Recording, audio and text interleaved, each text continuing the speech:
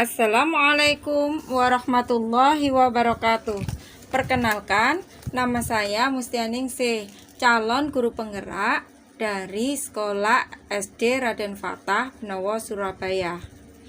Hari ini saya akan menyampaikan beberapa filosofi Ki Hajar Dewantara. Siapakah Ki Hajar Dewantara? Ki Hajar Dewantara adalah Bapak Pendidikan Indonesia. Beliau lahir di Yogyakarta pada tanggal 2 Mei 1889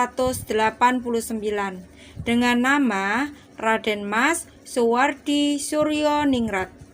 Beliau mendirikan sekolah taman siswa untuk mendidik rakyat kecil supaya bisa mandiri.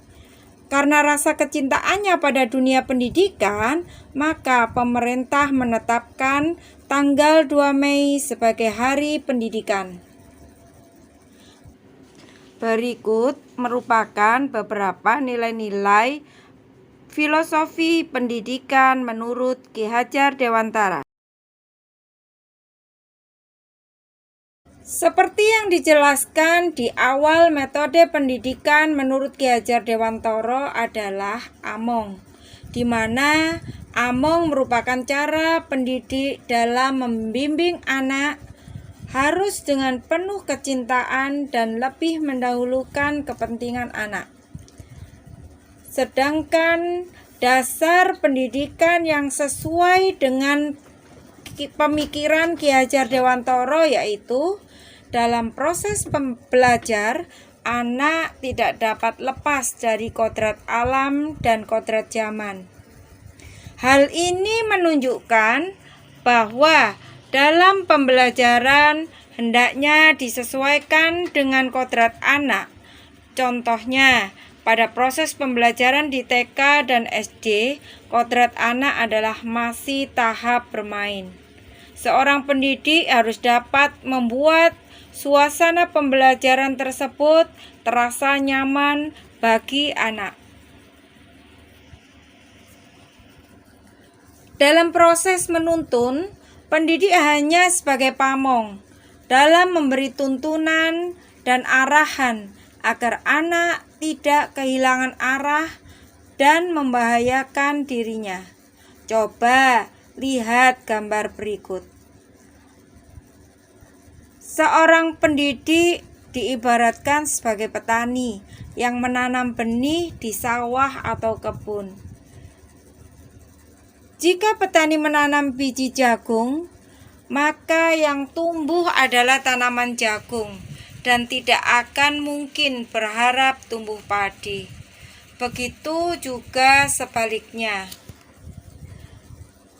Meskipun biji yang ditanam itu berasal dari bibit unggul, jika cara pengolahan dan merawatnya salah, maka petani tidak dapat berharap hasil akan menjadi baik. Begitu sebaliknya. Agar tercipta suatu generasi yang unggul, untuk itu pendidik diminta melakukan konsep pendidikan sesuai pemikiran Ki Hajar Dewantara, yaitu menanamkan budi pekerti pada anak.